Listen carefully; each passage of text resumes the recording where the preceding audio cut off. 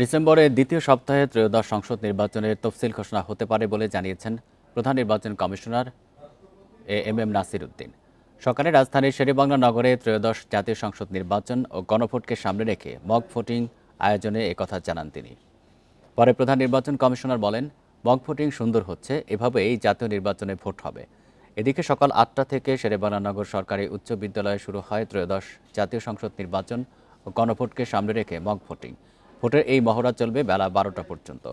দীর্ঘ লাইন না থাকলেও দু একজন করে ভোট দিতে আসেন ভোটাররা। নারী ও পুরুষ ভোটের জন্য রয়েছে আলাদা ভোট কক্ষ। ভোটাররা জানান, জাতীয় নির্বাচনের ব্যালটে তেমন কোনো সমস্যা না হলেও গণভোটের ব্যালট পড়ার মতো সময় পাওয়া যায়নি। কেউ কেউ গণভোট সম্পর্কে না জেনেও হ্যাঁ না ভোটে সিল মেরেছেন।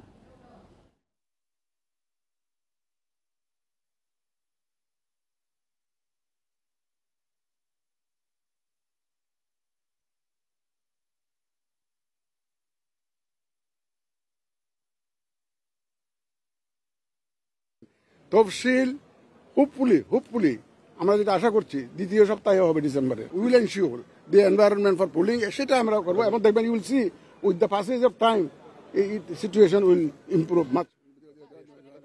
এ বিষয়ে জানাতে যোগ দিয়েছেন সহকর্মী আদিলুর রহমান। আদিলুর, ১২টা পর্যন্ত তো এই ভোট গ্রহণ চলবে। এখন পর্যন্ত কতজন এই মক ভোটিং কার্যক্রমে অংশ নিয়েছেন? আর প্রধান নির্বাচন কমিশনার তো কথা বলেছেন, তিনি কি বললেন?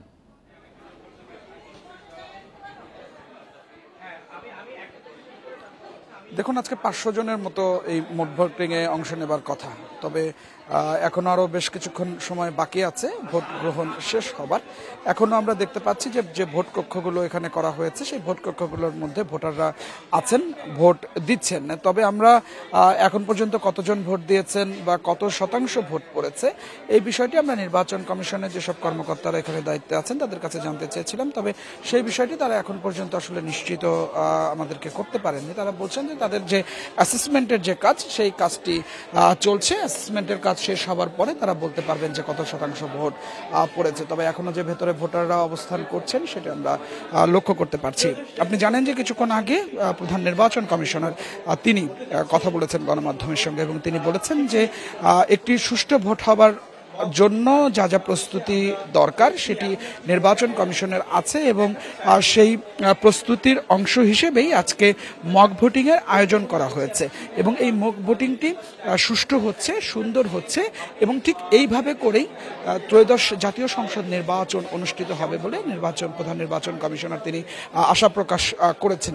আমরা জানতে চেয়েছিলাম যে ভোটারদের নানাবিধ অভিযোগ এরই মধ্যে আমরা পেয়েছি, বিশেষ করে যে গণভোটের যে ব্যালটটি করা হয়েছে সেই গণভোটের ব্যালট অনেকে বুঝতে পারছেন না, তাদেরকে যে সময় দেয়া হচ্ছে সেই সময়টি তাদের জন্য পর্যাপ্ত নয়।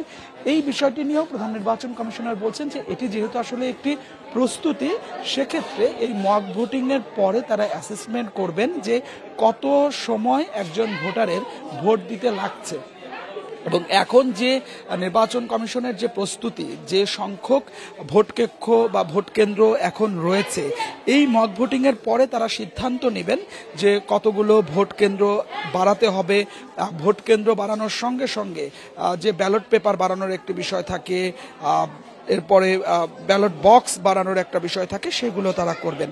তবে মক ভোটিং নিয়ে যেহেতু আসলে প্রশ্ন উঠেছে, যে গণভোট নিয়ে যেহেতু আসলে প্রশ্ন উঠেছে, যে গণভোট অনেকে বুঝতে পারছেন না, প্রধান নির্বাচন কমিশনার বলছেন যে এই মক ভোটিংয়ের পরে তারা ব্যাপকভাবে গণভোটের ব্যাপারে সচেতনতা বাড়ানোর জন্য যা যা করা দরকার প্রচার করবে।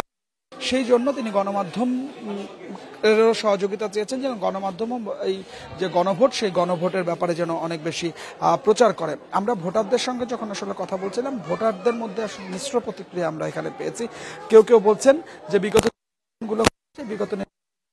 যে আজকে যে মক ভোটিং সেটি তাদের কাছে অনেক বেশি সুষ্ঠু মনে হয়েছে, সুশৃঙ্খল মনে হয়েছে, স্বাচ্ছন্দ্যে তারা এই মক ভোটিংয়ে অংশ নিয়েছেন। তবে অনেকেই আবার মিশ্র প্রতিক্রিয়া দিয়েছেন যে বেশ খানিকটা সময় তাদেরকে লাগছে এবং আমরা আমাদের যে অ্যাসেসমেন্ট, সেই অ্যাসেসমেন্টের কথা যদি আমরা বলি, সেটি হচ্ছে আমরা ভোটারদের সাথে কথা বলে যেটি জানতে পেরেছি যে একজন ভোটারের ভোটার যে স্লিপটি আছে সেই স্লিপটি সংগ্রহ করা থেকে শুরু করে ভোট কক্ষে লাইনে দাঁড়িয়ে ভোট দিয়ে বের হয়ে যাওয়া পর্যন্ত প্রায় 8 থেকে 10 মিনিট সময় তাদের লাগছে এই মক ভোটিংয়ে।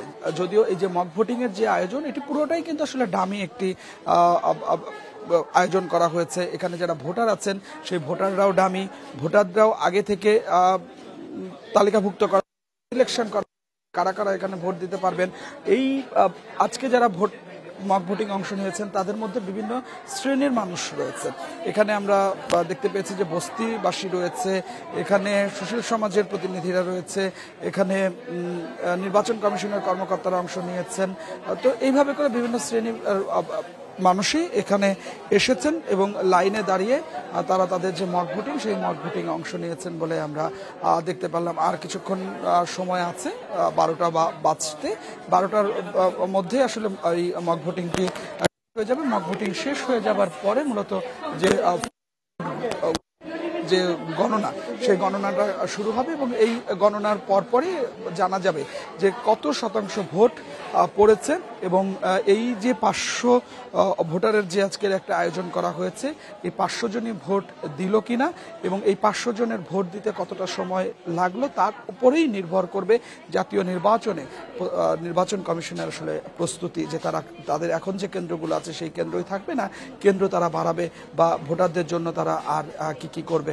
তবে প্রধান নির্বাচন কমিশনার যেটি আশা প্রকাশ করেছেন যে একটি সুষ্ঠু, অবাধ এবং নিরপেক্ষ নির্বাচন তারা উপহার দিতে পারবেন। এবং আজকে যে মক ভোটিংটির আয়োজন করা হয়েছে এই মক ভোটিংয়ে আমরা দেখেছি যে দেশ বিদেশের পর্যবেক্ষকরা এখানে এসেছেন। ইউরোপীয় ইউনিয়নের যিনি অ্যাম্বাসেডর তিনিও এখানে এসেছেন এবং তিনিও আশা প্রকাশ করেছেন যে একটি সুষ্ঠু ভোট হবে এবং মক ভোটিংয়ের যে আয়োজন সেই আয়োজন নিয়ে সেই বিদেশি পর্যবেক্ষক তিনিও সন্তুষ্টির কথাই জানিয়েছেন। তো আমার কাছে এই মক ভোটিংয়ের এটাই ছিল এখনকার সবশেষ। শেরেবাংলা নগর থেকে জানাচ্ছেন সহকর্মী আদিলুর রহমান।